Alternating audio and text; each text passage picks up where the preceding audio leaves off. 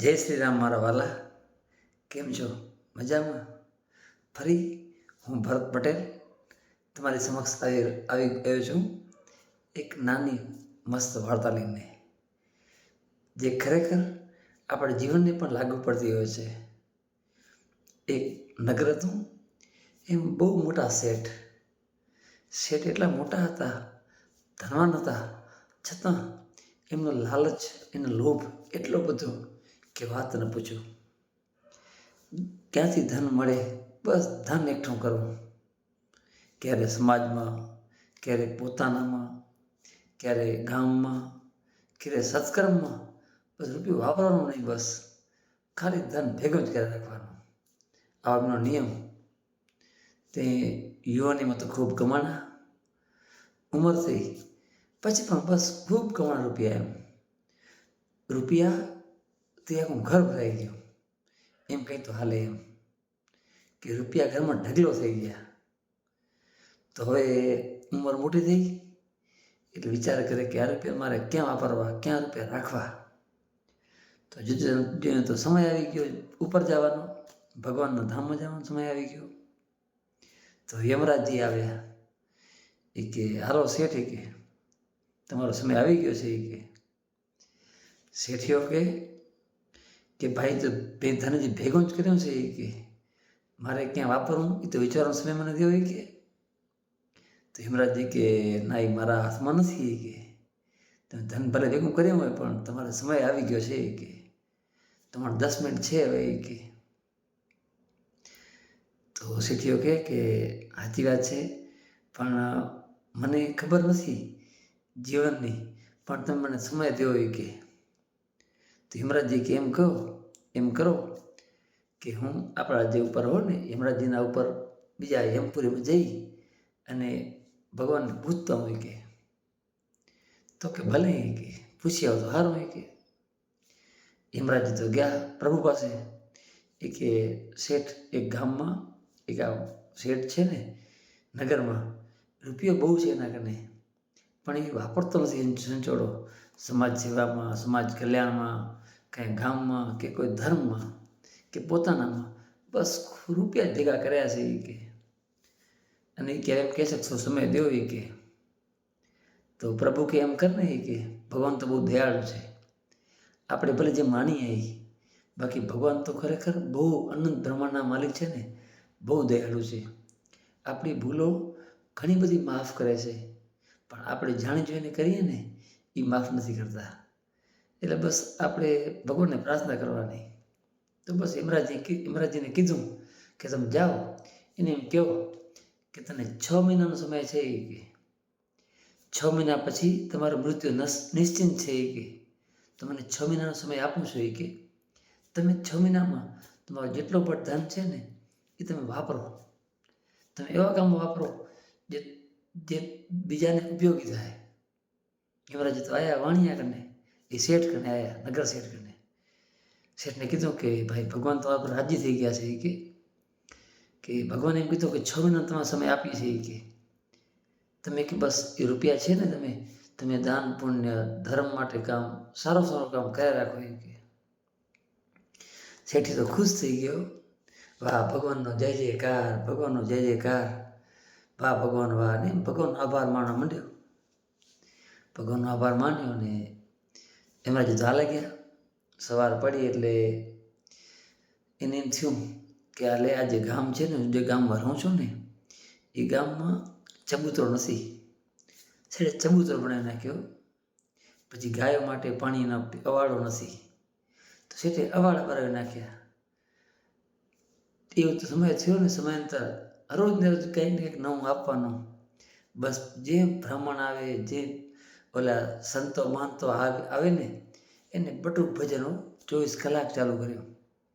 શેઠ કે બસ રૂપિયા વાપરવા જ છે. એ કે આ જીવન મળ્યું છે મફતમાં. એ કે આમ તો કે જવાનું છે, 10 મિનિટ જવાનું તો, આ તો ભગવાને કૃપા કરી છે. એ કે તો આ શું કામ આ સમયને વેડફો. એ ગયો તો બસ આમ ભક્તિમાં એવો તરબડતોડ. કોઈ સંતો આવે તો ખાલી હાથે જવા ન દે. અને બસ એને શેઠાણીને કીધું કે બસ હવે છે ને રૂપિયા વાપરવાના છે આપણે. એ કે સત્કર્મમાં પત્તો જોજો. તમે જોઈએ તો આખા ગામમાં ગામની બહાર શેઠની વાહ વાહ વાહ વાહ થવા લાગી. શેઠે કીધું કાં તો પછી ભગવાનની દયા છે, આપણું તો કાંઈ છે નહીં. જેમ 6 મહિના સમય આવી ગયો, શેઠ તો રૂપિયા બધા વાપરી નાખ્યા, પણ રૂપિયા વાપરેથી કંઈ ખૂટતા નથી. બસ ધન તો ઓટોમેટિક જેમ વાપરે ને એમ વધે. આપણે જોઈએ ને તો ઘડો હોય ને, ઘડામાં પાણી હોય ને, ઘડો ખાલી હોય, અડધો પાણી ભરેલો હોય, અડધો ખાલી હોય, તો એમાં હજી પાણી ભરી શકીએ આપણે. પણ કાના સુધી ભરેલો હોય ને ઘડો પાણીથી, તો પછી પાણી નાખવું ને તો પાણી છલકાઈ જાય પરો. તો આપણે પણ એવું છે, રૂપિયા હોય આપણે કને, સમય હોય આપણે કને, તો બસ એને સારા કામ સત્કર્મમાં લગાડવાના. થોડુંક ખાલી થશે ને તો ભગવાન ઓટોમેટિક પૂરવાના જ છે. બસ એવા પણ વિશ્વાસ રાખીએ આપણે. પછી 6 મહિના થયા આવો, અને શેઠજી કને હેમરાજી આવ્યા. શેઠને કે હાલો, શેઠ કે હાલો હવે તૈયાર આપણે એ કે પ્રભુજન કર્યું છે કે હવે તૈયાર છે આપણે એ કે. કારણ કે જેમના ભક્તિ લાગી જાય ને એને છે ને મોહ માયા થોડી ઓછી થઈ જતી હોય છે. બસ પ્રભુનામાં પ્રીતિ થઈ જતી હોય છે.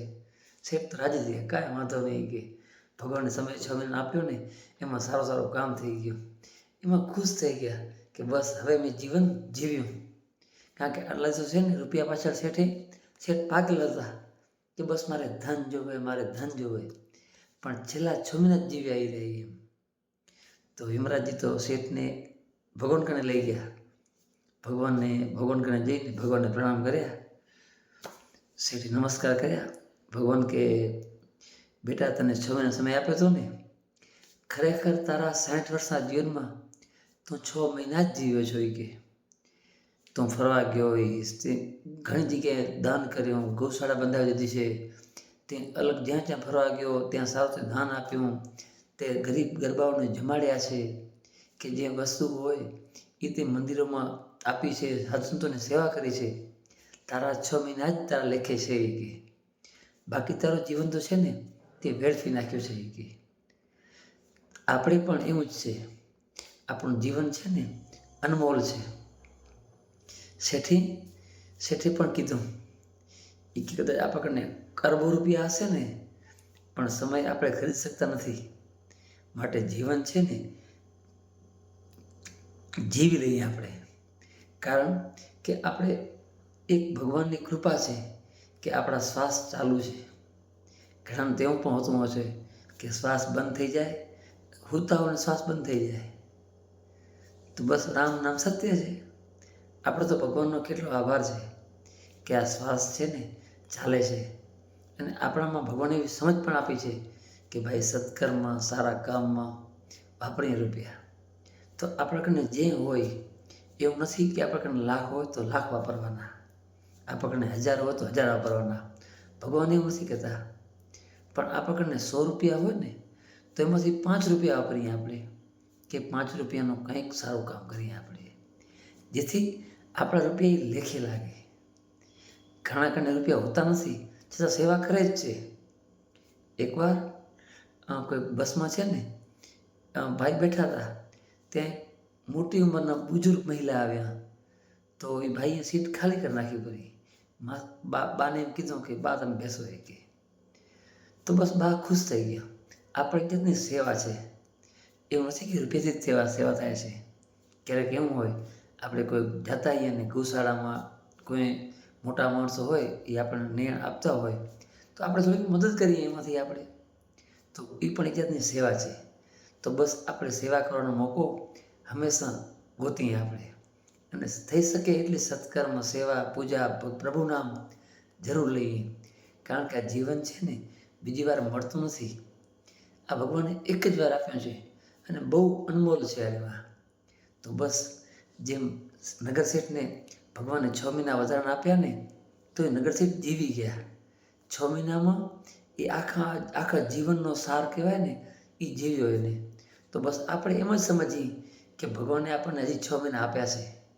આપણને ખબર નથી, નિશ્ચિત નથી આપણને કાલ આપણે શું થશે, પણ આપણે એમ સમજીએ કે હવેથી આ છે ને આ 6 મહિના આપણને ભગવાને આપ્યા છે, કે 12 મહિના ભગવાન આપણને આપ્યા છે, કે 2 દિવસ આપણને ભગવાને આપ્યો છે. તો બસ એ સમયમાં આપણે સત્કર્મ કરીએ, સારું કામ કરીએ ને એ થોડું વધારે કરીએ આપણે, જેથી આપણું જીવન લેખે જાય અને આપણું જીવન છે ને આપણું નિષ્ઠાવાન બને. બસ તો મારો એક પ્રયત્ન છે તમારા સામે આ બોલવાનો. હું પણ હજી શીખું છું રહ્યો. મારે પણ આ રીલ બનાવું છું તેમાંથી ઘણું શીખવાનું છે. હું પણ છે ને આ રીલ બનાવી અને વારંવાર જોઉં છું કે બસ હું બોલ્યો છું એ મારે પહેલાં વર્તનમાં ઉતારવાનું છે. તો બસ પ્રભુને પ્રાર્થના કરું કે હું પણ કોઈનો સત્કર્મ કરી, કોઈનો સારો કામ કરી એમાં હિસ્સો થવામાં. ફૂલની તો ફૂલની પાંખડી.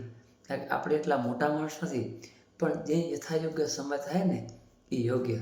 જે આપણે યથાશક્તિ થાય બસ તો સારું કામ કરવાનો પ્રયત્ન કરીએ. હું અને તમે સૌ આ રીલ તો ઘણા બધા જોતા હોય છે, ઘણા બધા જોવે છે અને સબસ્ક્રાઈબ પણ ઘણા બધો કર્યો છે અને લાઈક પણ ઘણા બધા કરે છે. પણ છતાં હું તમને એક વિનંતી કરું છું કે આ જો તમને રીલ ગમી હોય ને તમારા મિત્રોમાં તમે શેર કરજો. અને મારા અવારનવાર વિડીયો આવતા રહેશે. બસ તમે જોજો અને એમાંથી કંઈક જીવનમાં ઉતારવાનો પ્રયત્ન કરવાનો.